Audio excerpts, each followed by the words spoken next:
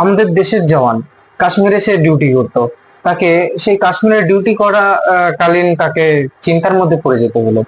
কারণ মুর্শিদাবাদে তার পরিবার যে রয়েছে, তাকে তাদের কাছে থ্রেট যাচ্ছে, তাদের পরিবার সুরক্ষিত নয়। কাশ্মীর থেকে ডিউটির থেকে তাকে তড়িঘড়ি গুটিয়ে পরিবারের কাছে ফিরে আসতে হলো তার সুরক্ষা, পরিবারের সুরক্ষার জন্য। তো সেই দেশের জওয়ান কি বলছে আপনারা একবার ভিডিওটি দেখেন, তারপরে এ নিয়ে আমি বিস্তারিত আলোচনা করব।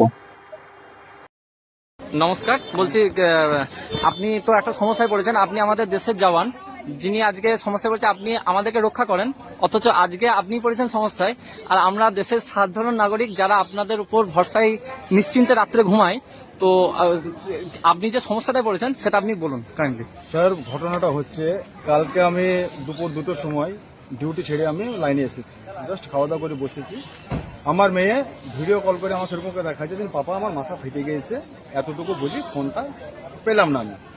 আমার বাড়িতে সিসিটিভি ক্যামেরা লাগানো আছে, তার পরে পরে আমি সিসিটিভি ফুটেজ দেখতে পাই। খোসবাসপুরের কিছু দুষ্কৃতী এসে আমার বাড়িতে আমার মেয়েকে, আমার ছেলেকে, আমার বউকে বেধড়ক মারামারি করে ওদেরকে ওই জমিতে ফেলে দেয়। রাস্তায় যাওয়া কিছু লোক এসে আমার বউকে তুলে নিয়ে গিয়ে গোপন হসপিটালে গিয়ে অ্যাডমিট করে। এই বিষয় নিয়ে আমি কান্দি থানার আইসিকে তৎক্ষণাৎ ভিডিও রেকর্ডিং পাঠাই। ওখান থেকে কান্দি থানার আইসি প্রথমে ভিডিওটা দেখলেন, দেখার পরে তারপরে পুলিশ প্রশাসন পাঠালেন গোকর্ণ হসপিটালে। গোকর্ণ হসপিটালে ছোটবাবু বসে আছে আমাদের জয়ন্ত মজুমদার। জয়ন্তবাবু কি করলেন ওখানে, জয়ন্তবাবু পুরো কেসটাকে দাবি দেওয়ার জন্য জয়ন্তবাবু করল কি, আপনার আমার ছেলে এবং মেয়েকে, আমার ছেলেকে এক চড় মেরিয়ে আমার ছেলেকে গাড়িতে ভরতে যাচ্ছিল। আমার দুটো বোন ছিল ওখানে, তারা এসে বললো যে একে কেন ভরছিস, তাকে নিয়ে চলে এলো। ওখানে রিঙ্কু ওখানে প্রেজেন্ট ছিল, রিঙ্কু আমার ছেলেকে ধমকি দিয়েছে, সে ভিডিও ফুটেজ আমার কাছে আছে। তারপরে আমি আমার ইউনিটে কাশ্মীরে ছিলাম, আমি কাশ্মীর থেকে ডাউন হলাম দেরাদুন, দেরাদুন থেকে ডাউন হলাম আমি দিল্লি, দিল্লি থেকে তারপর আমি এমার্জেন্সি ছুটি পরে আমি এখানে এলাম। তো এখন আপনি প্রশাসনে যাদের সাথে কথা বলেছেন আসার পরে তারা আপনাকে কি বললো? প্রশাসনের মধ্যে আমি এখন রিসেন্টলি 3টের সময়তে কান্দি থানার আইসি সাহেবকে দেখা করে এলাম। কান্দি থানার আইসি সাহেব আমাকে ভরসা দিলেন যে আমার উপরে ভরসা রাখো, আমি এর নিশ্চয় একটা নিশ্চয় সুধার করবো আর কি, সেই জিনিসটা আমাকে ভরসা দিয়েছেন। কিন্তু কান্দি থানার পুলিশ শুধুমাত্র কান্দি থানায় না, গোটা পশ্চিম বাংলারই এইরকম হাল। আমাদের মতো সেনা জওয়ানরা কেন সুরক্ষিত থাকবে না? আমরা পুরো দেশের বাচ্চাদেরকে রক্ষা করছে। আজকে আমার বাচ্চাকে নিয়ে আমাকে হসপিটালে বেড়াতে হচ্ছে। আমার মেয়ের মাথাতে এখানে 14খানা সেলাই হয়েছে, ছেলের হাত ভেঙে দিয়েছে, বইয়ের হাত ক্র্যাক হয়ে আছে। বউকে তো কালকে আমাকে আবার বহরমপুর কিংবা কলকাতা আমাকে ট্রান্সফার করেছে, সেখান থেকে হাতের প্লাস্টারটা জুড়ে নিয়ে আসতে হবে। আচ্ছা, তো এই মুহূর্তে পরবর্তী প্রশাসনের উপর আপনার ভরসা রয়েছে? প্রশাসনের উপর ভরসা আছে, দেশের নাগরিক যদি আমার উপরে ভরসা থাকে, আমারও প্রশাসনের উপরে ভরসা আছে। তবুও প্রশাসনের কিছু না কিছু ফল্ট আছে, পলিটিক্যাল পাওয়ারেরও কিছু না কিছু ফল্ট আছে, অনেক ফল্ট আছে আমাদের বাংলাদেশে, যেটাকে সুধার করার অনেকটা দরকার আছে। আর যাদের উপর অভিযোগ তাদেরকে আপনি কিরকম নজরে রাখেন? স্যার, তাদেরকে সঙ্গে তো আমাদের কোনো আজ পর্যন্ত কি আর বলবো, এর আগে পুরানো এরকম জোর ঝামেলা হয়েছিল, কান্দি থানাতে এফআইআরও হয়েছিল, কান্দি থানাতে কেসও হয়েছিল। ওখানে কি হলো, মধ্যেখানে পুরো কেসটাই দেবে গেল, মধ্যেখানে কেস দেবে গেল, বাইরে বাইরে থেকে ওরা জামিন নিয়ে এখন ওরা ঘুরে বেড়াচ্ছে। আচ্ছা, ধন্যবাদ।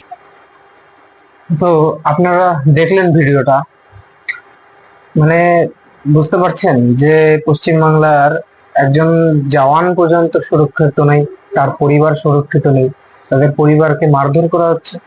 তার সিসিটিভি ক্যামেরা না থাকলে তো কেউ এটা বুঝতেও পারতো না। তো পশ্চিমবাংলার আইন ব্যবস্থা কতটা কারাপ্টেড হতে পারে এটা আপনারা ধারণা করতে পারেন এই ভিডিওটা দেখে, যে সেখানকার পুলিশ ওসি বাবু এই ধামাচাপা দিতে চাচ্ছে যে কে করেছে। এই পশ্চিমবাংলার মমতা ব্যানার্জি থাকতে যে তার চেলা চামুন্ডারা এতটা বার বেড়েছে, কেন বেড়েছে এটা আপনারা বুঝতেই পারছেন। যে একজন সেনা জওয়ানের পরিবার যদি সুরক্ষিত না থাকতে পারে, যে আমাদের এতজন ভারতবাসীদের সুরক্ষা করে, জম্মু কাশ্মীরে তার পোস্টিং ছিল, তো এই সেনা জওয়ানের পরিবার যদি সুরক্ষিত না থাকতে পারে, তা আমরা কোন হরিপুরবাস বলতে পারেন যে আমরা সুরক্ষিত থাকবো?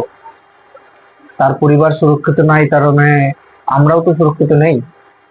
এটা আপনারা বুঝতে পারছেন যে আমাদের পশ্চিমবাংলার আইন কতটা সিকিউর আমাদের জন্য।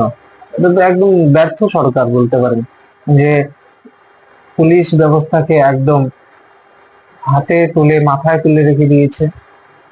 এটা কি করা ঠিক? আমাদের তো তাহলে কোনো আস্থাই থাকবে না এই পুলিশ ব্যবস্থার উপরে। পুলিশ যদি এরকম কাজ করে, পলিটিক্সের এত বড় পলিটিক্স করবেন ঠিক আছে, কিন্তু পলিটিক্স যে একটু চরম লেভেলে চলে গেছে এটা আপনারা বুঝতে পারছেন? তো এই নিয়ে আপনার কি মতামত রয়েছে? দেখতেই পেলেন একজন সেনা জওয়ানের পরিবার কিন্তু অনেক চিন্তার মধ্যে পড়ে গেছে, তাদের মারধর করা হয়েছে। এটা কিন্তু আমি খুবই লজ্জাজনক বিষয়ে আমি দেখি। তো আপনারা নিজেদের মতামত জানান। আপনারা দেখছেন অসীম টিভি। আপনারা ভালো থাকবেন, সুস্থ থাকবেন, সঙ্গে থাকবেন। অতি অবশ্যই আমার চ্যানেলটিকে সাবস্ক্রাইব করবেন।